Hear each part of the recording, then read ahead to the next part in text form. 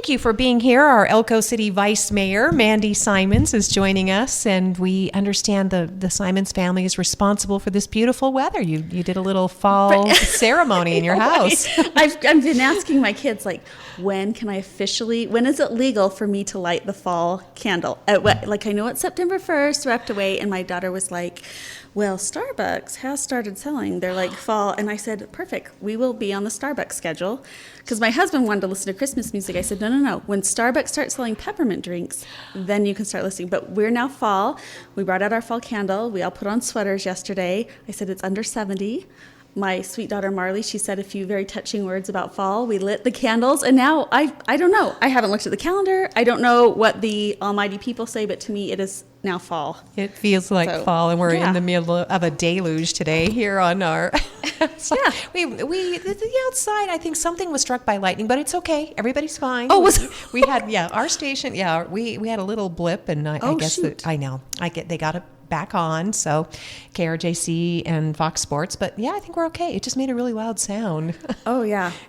Well, yeah, it's as long as we get the rain with the lightning, so there's no fires. But yeah, I feel like I have no authority, whatever, to do this, but I'm going to say it is officially fall. It feels like fall. Zero authority, everyone. Well, but that's what I'm saying. Thank you, Elko City Councilwoman, our City Vice Mayor, Mandy Simons. And I think it is an important proclamation, even if it is unofficial. So we can for me. Yes, we can transition now. I feel great. I get over the heat very quickly. I'm done with it. So yeah, I'll take it. And seeing the Choraliers at the fair, by the way, singing, because I know you accompany them. They're planning a Hawaii trip in the spring. They are. They're going to go to Hawaii in the spring, and it's a big deal because their last Hawaii trip, COVID kind of put the kibosh on.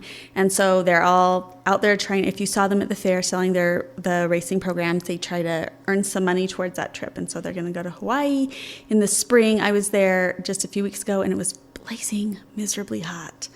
It was, and they don't need air conditioning very often, so they don't have it. And so it was but they're going to go in March. It's going to be beautiful. It's going to be fabulous. And we're super excited for them. My two girls will go, and I'll get to accompany them.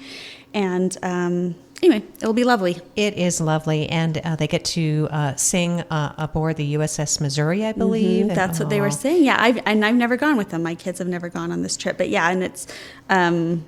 So they always have great opportunities. Wherever they go, they always plan some really cool opportunities for them to sing some memorable things. That is nice. So that's a wonderful trip, something we'll look forward to supporting Elko High School Choraliers as, of course, the spring approaches. But if you know a Choralier, maybe they could do some extra chores, earning some money for that big trip. Yeah. Find some way for them to earn it. I think it's good for them to, a lot of parents have to pitch in, but man, if they can do something to earn it, that will just make them appreciate it all the more. That's right. Have a little spending money. So congratulations to the Choraliers headed for Hawaii finally in the spring. Really looking forward to that for them. That's great. So as we dive into the most recent city council meeting, the next meeting is going to be next Tuesday, the 12th. So a little bit of a break today. But there was a special meeting right before the fair and Labor Day and all that fun and dinner in the park with a band of Indians. And it resulted in some possible sanctions moving forward. We do know the Punch Bowl lost their liquor license. So should we talk about them first? So that was this special meeting was called because we had two hearings that we thought might be a little lengthy and that deserved maybe a special meeting of their own. And so the first was that, for those of you that aren't aware, there's a bar downtown called Punch Bowl, and they had some issues. It was a new owner, and she started kind of right after COVID, and things have been hard for a lot of businesses. So certainly that is something to take into account. But there had been some complaints and some things that had been done and some regulations that had not been followed that have to be followed if you have a liquor license. This is just part of the ballgame. You have to have a trash receptacle, and they had become behind on their payments, and so they didn't have a trash receptacle. And for those of you that don't know, when these types of issues come, it's kind of like a quasi-judicial. It's really not my favorite, to be honest. I'm glad I don't have my husband's job because I kind of sort of despise it. But basically, the attorneys come and they ask questions, and it's very much like what you would picture a trial being. And so questions were asked and answers were given and witnesses were called, and and there were just some things that I think have been hurdles to overcome. When you have a business that's struggling, I think you just get desperate and you try to do whatever it takes to keep it afloat. And I think that that's what happened in this situation. And there are very tight regulations, not just the city's regulations, but laws about buying alcohol from a state licensed distributor. Yes. Distributor. Yep. That was not wholesale. So distributor. And I think some accounts had become in arrears, and so it was hard to get things from distributors, and so they were just going to the local whatever, Walmart, I'm not sure, and buying liquor and bringing it that way, and that's not legal. That's not okay. And so, and we had talked about this particular problem, but it had persisted, and so we went ahead and we revoked. We had three options, really. At the end of the day, we could have just went ahead and kept the bar license in place, but put some restrictions on it. The other option was that we could have suspended it, gave them time. For example, if maybe it was the building was out of compliance or something, that would have given them some time, and they could have maybe done that. And then the other option was to terminate, and the council did go ahead and vote unanimously to go ahead and terminate that license.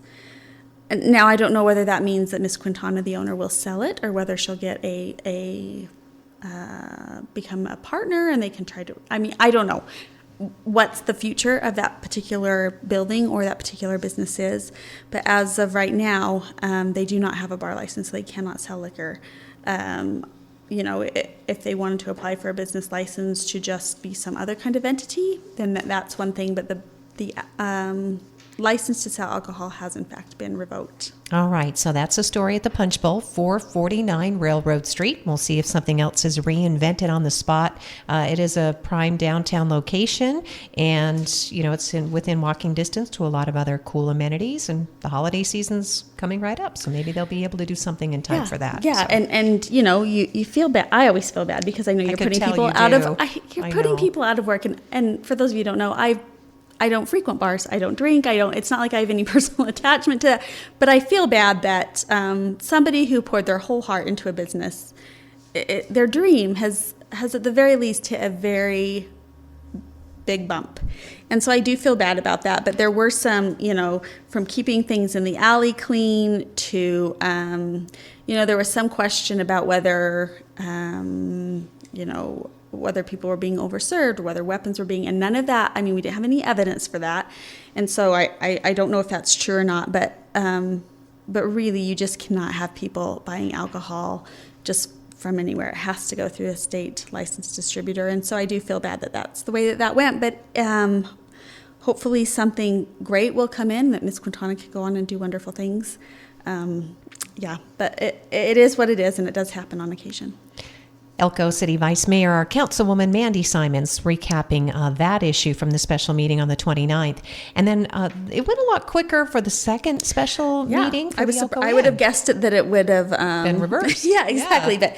But this first one took us almost 3 hours, just going through everything for the bar license, and then this next one went fairly quickly. I think that we have been kind of doing it a little bit at a time over the past few months, so maybe that's why. But for those of you not aware, the old Elko Inn on Idaho Street, we've been having some issues there. New owners bought it, I think, less than a year ago, and with the intent of making it some low-income housing. They've since kind of decided to switch modes, and I think that they're going to go ahead and just make it a traditional hotel, I guess. Their intent had changed, in fact, but what was happening is we'd had people just push out the air conditioners and crawl through, and this was now their home. And the owners don't live here, which tends to cause problems. I have noticed that most of our problems are when we don't have the owner here and they can keep an eye on their investment on a day-to-day basis. Sometimes that's when problems really happen. And so we're going to, we've been in contact with them. Hey, then we haven't heard anything. Oh, no. And then they'd come and they'd say, we're on it. And they did put up a fence, and they did get some of the things cleaned up. There was some graffiti. There was some just random mattresses and things outside. And some of that did get going. They did get garbage service installed, and then they turned off the water in hopes that maybe people would move out, but that is not as big of a deterrent as you might think it is. And, just meeting after meeting, and even at this meeting, we had several people come up who live in this neighborhood and said, it was an awesome neighborhood forever. It's been a great neighborhood. And now my kids can't play outside. If it's a business, I have to walk my customers in. People don't come anymore. It's been a hardship on a lot of people. It's just not safe because the people who live there, they're known criminals, which brings us to another subject. Because of our legislature, there have been some laws and some changes that make it very, very hard for our local police to do their jobs. If people are caught in certain situations, you basically kind of give them a slap on the hand. And then if they don't get caught again, then they're golden. You can't just take people to jail. And if you do take people to jail, by the time the police are done filing their paperwork, that person's out. It's just been very hard. And the owner did insist that they've made great strides in removing people, going through the legal channels to remove the squatters. And I would guess that some progress has been made, but people are still living in this building, and crime this is kind of the hub of it. If you are a criminal, then this is now, I guess, where you go. And we don't have the police force. We can't just assign every officer on duty to be down at the Elko Inn and to protect this neighborhood. It would take every resource we have, and then we have the whole rest of the city. And so we had several choices there. The motion that eventually was made is super lengthy. I'm talking like a couple pages, but basically what we decided is that, we do need to declare this a nuisance. We've done our reports, we've done our digging, we've interviewed people, we've looked at the police files, and we went ahead and declared that a nuisance does in fact exist at 837 Idaho Street, and that we need to take a stance, and we need to put some outlines. And so what we basically said is that, that in conformance with it's in Title V, Chapter 1, if anybody is at all interested, but that it is a public nuisance, and we then listed out all the things. For those of you that have been following, there's been several notifications sent, and that there was no follow through on it. That we've had tons of calls for service for the police department. You take the average residence, like let's say my street might get a couple calls a year, right? But this residence would have multiple calls a month, really, and sometimes multiple calls a week.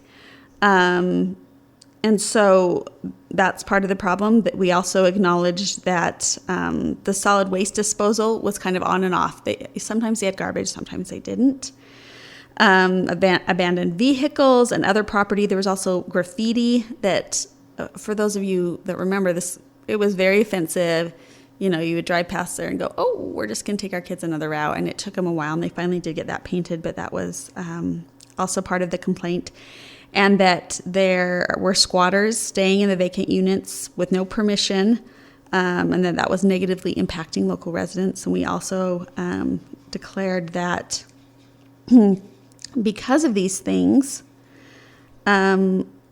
we will abate this, and that we need to go ahead and have the owner follow certain protocols.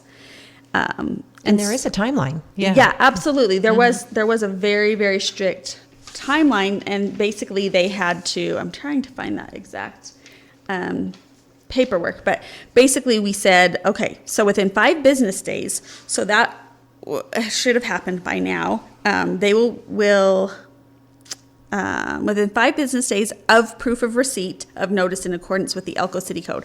So basically, we sent him something, and within 5 days of them receiving it, obviously they'll sign for it. We'll have a nice proof of receipt.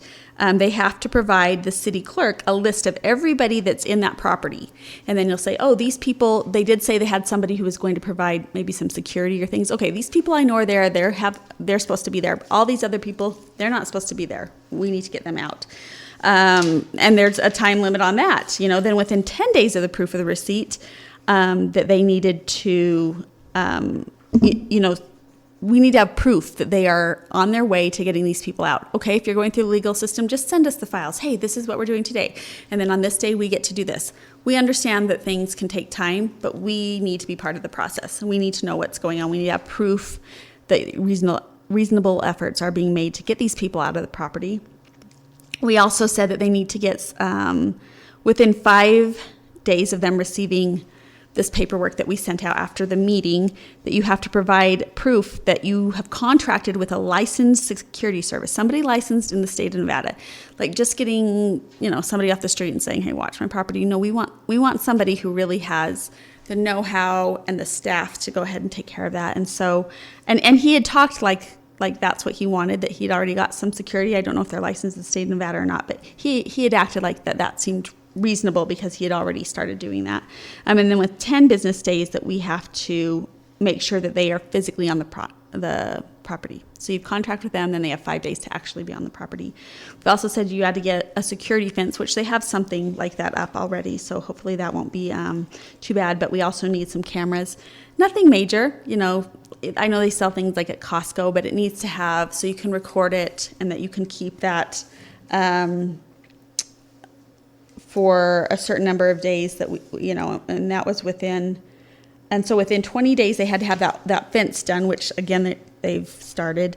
And then within 5 days, you've just got to say, hey, I've ordered this. Here's my receipt that I've ordered it, that it's coming, that it can keep 30 days of continuous recorded video. And then within 30 days of us of them receiving this paperwork that we'll send them, those need to be installed and going.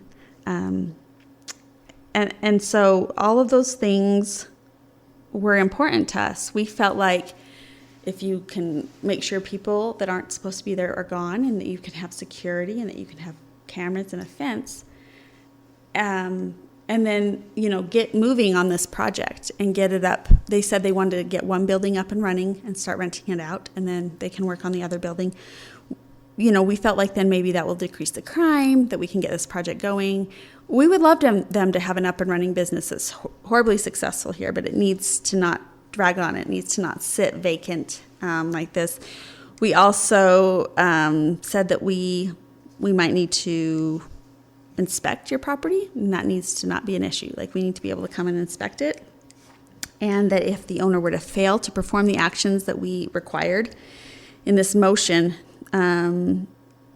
that these actions required, in the event the property owner fails to perform the actions required to commence and complete the abatement process of this nuisance, then we'll have a regular meeting of the city council, and we can talk about some civil penalties. And so we went ahead and put that out, and that also that if things aren't done within the time that has been outlined, that we're authorized to enter the property to go ahead and take care of it for them, basically, and that we'll just send you the bill. If you don't want to install security cameras within a certain amount of time, we'll purchase them, we'll install them, and we'll send you the bill, and then that will be taken care of. We are hoping that this will all be taken care of, because we basically said you're not going to get a business license until we can see that things are on the right track. And we do that because, A, it's impacting the other citizens. It's not just that we don't like, this is your personal property and we don't like how you're handling it. We hate to go in and tell somebody, what to do with their personal property, but it's really been impacting people's lives. So, hey, you get your act together, you get this up and running, we'll give you, show us that things are on track, and we'll give you a business license. But if this is how you're going to run your business from afar, not responding to laws and ordinances, then we're going to have some problems. And so it was, again, not the funnest of the meetings that we have. Mm-hmm. But hopefully this is a turning point, and that everybody can move in the right direction, and that things will work out for everybody involved.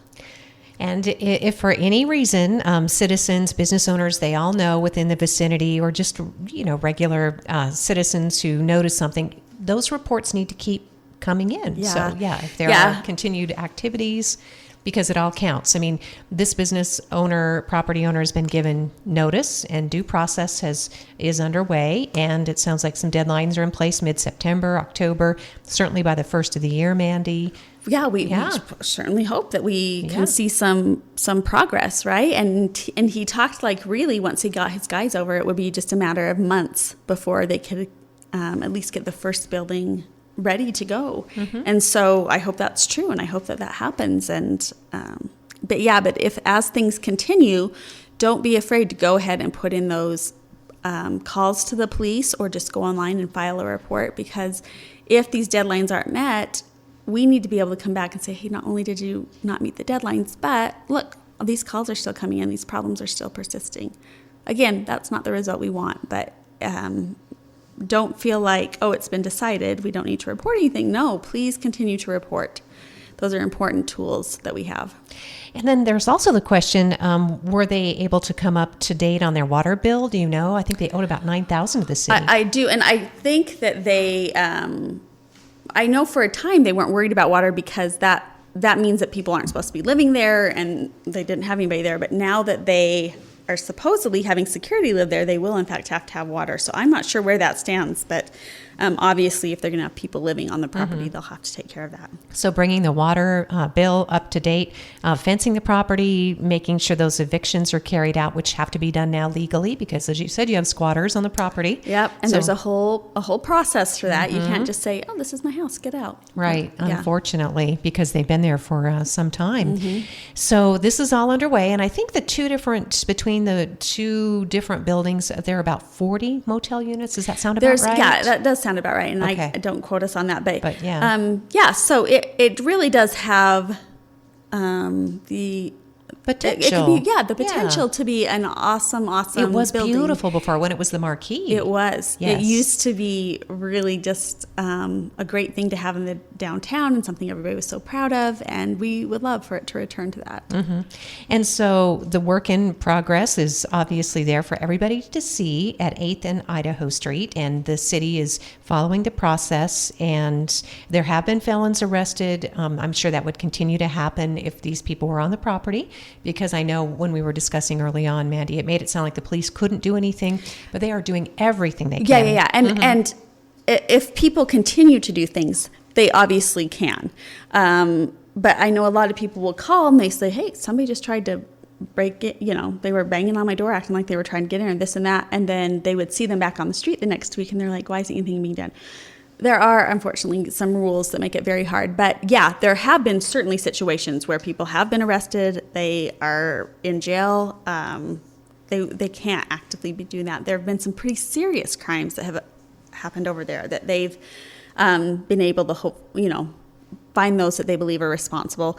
And so things are happening, and we just will continue. If anybody wants updates, at every meeting until this gets taken care of, we'll continue to have updates. If you're curious how it's going and what deadlines have or have not been met, then feel free to come to our meeting or look at the recordings, and you can go ahead and just keep up on that. Oh, good to know. Because obviously the ultimate goal is to get the properties, as you said, it's a working, going business, because room taxes are collected, and right now we don't have any room taxes from those units. Right, exactly. And not only do we not have any, the city doesn't have any room taxes or anything coming in, property taxes or anything. We are spending a lot of money on, every time police go out to your property, you're a taxpayer and that you are owed that. But if it's always at one property, then obviously that's the other taxpayers kind of, footing the bill for you. Absolutely. And so it's not even that we're not getting money. We're actually expending quite a few resources.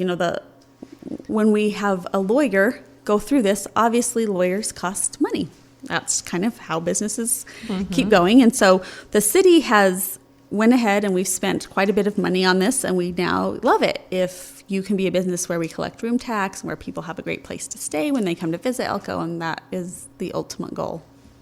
Talking with our councilwoman, Vice Mayor Mandy Simons, here on Elko Live today. And I think we kind of covered a lot of ground with that special meeting. The only other thing that I was thinking about, you might want to weigh in, Mandy, is the Redevelopment Advisory Council, known as the RAC, was dissolved by the council in your absence. You were... Yeah, I was out of town that week, but there were some on that council that felt like they really weren't taking action, and their meetings were not really useful, and so they asked for that to be resolved, and obviously made a a good argument because the council went ahead and agreed with them. So that is no longer. We still have the city council still acts as a board, so that basically does a similar things as they do. And so all those items will still be taken care of. We just don't have a kind of a volunteer board on that, which is a little sad because I love these volunteer boards and the opportunity it gives for citizens to be involved and to help out, especially if they have some sort of expertise. That's very useful to us. So that's a little sad, but if they felt they were redundant or not necessary and that it was a waste of everybody's time and that, the city council could just take care of those things, of course, we all understand that. We're all busy. So they are no longer a board, and if in the future we decided, we could always just restart that up. All right, Mandy, thanks for the update again from your perspective. We do have advisory committees, as you've suggested. We have a golf advisory, Parks and Rec advisory board, even Arts and Culture advisory, which meets tomorrow in regular session. They do, yep, tomorrow night. And for anybody that's kind of in the arts world, just know that we are accepting applications for those Merit Art Awards, and those will be given out here in just a couple months. So if you know anybody that's super artistic that you feel like, hey, man, they deserve an award, then go ahead on the website and nominate them. That's a really great idea. So the award has been commissioned, and that's going to be Patty Fox is going to absolutely do a painting. That's going to be a beautiful prize. So the lucky recipient, and there are different categories. There's an arts educator, arts supporter. So Absolutely, I think there's like 5 groups, individuals. Yeah. So and different kinds of arts. I know we often think of painting, but obviously music and theater, and there's lots of different kinds. So if you or somebody if that's their jam, then get on there and nominate them. We love giving out these awards. They make our community brighter for sure, and we like to be able to acknowledge that. And Arts and Culture Advisory Board meeting at 4 o'clock tomorrow. They'll be talking about the Sester Centennial Art Project coming up. As Mandy mentioned, the Mayor Arts Awards, the Arts Brochure and Map, the Power Signal Project as well, which might be painting some power boxes. Yeah, or doing wraps or different things. Communities, some of you may have been to communities that have these on power boxes, and so we just have to figure out, because there are things inside that we don't want to overheat and things. We just need to figure out how we do them, and then we can get the ball rolling on that. That sounds great. So that'll be up for discussion on the agenda. And I was trying to think too other things that you've been involved in. If you're still a liaison for the city animal shelter? No, I have turned that over to Chip. Yep. Oh, that's right. Yeah, he felt super passionate about that. So you have enough pets at home now. We just got a hamster against my better judgment. We really did get a hamster. So we're good. We have our own little animal situation going on at home. So that's okay. Chip, that's right. Chip can take over that, and that will be fine. People that are following with the Parks and Rec, they do great things, and they're wrapping up kind of some summer stuff, but they also run the Snow Bowl. So in a few months, hopefully that will have enough snow again for that to run, and they've done a lot of work on that so that we can have that lift that runs smoothly, hopefully. And they're awesome, of course, and we have been told that very soon we might see some plans for the Boys and Girls Club project. Oh, nice. The pool, right? Yeah, and so somebody was telling me that they thought that they were done, and so I hope I'm not speaking out of turn, but if so, I'm sure they'll bring that to the council, and we'll get to see what that's going to look like. And I think they're hoping to start digging in the spring, which, as you know, we're limping along. Our poor sweet pool, it has given its time, and it is just limping along, and so we're trying to keep that up and running. But I know swim team starts back this week. They had a little bit of a summer break, and so hopefully we can just keep it going. Yep. And so swim team, check the schedule, find out more at the city swimming pool. Maybe on the September 12th meeting, we'll be able to find out how those plans are coming along for the pool. Yeah, and I haven't heard that that's going to be on the agenda, but I hope within the next couple agendas it should be, I would think. Yeah, definitely, and that comes out on Thursday. Just one more quick nod to the arts. Great Basin College Theater is hosting auditions for Macbeth tonight, 6:30. Oh, that will be awesome. Yeah, they're going to do, John's got this great vision for incorporating film, and he's already scouted out some local locations. So there's going to be film in addition to live action on the GBC stage. It'll go by quickly. It's a contemporary version of Macbeth, if you will. Oh, okay. So he's looking for people of all skill levels. Yeah, that will be awesome. And I know that the high school just had auditions for like a Poe. A Poe, yeah, something Edgar Allan Poe-ish. And I know they just completed those auditions, and so I guess a couple fun events to look forward to. Absolutely. So more to come on that. But 6:30 tonight, if you want to audition for Macbeth on campus, Great Basin College in the theater, and don't miss out on a chance to be part of that really cool production. Thank you so much, Councilwoman Simons. Our City Vice Mayor Mandy Simons, our guest here on Elko Live on KELK today. We appreciate you.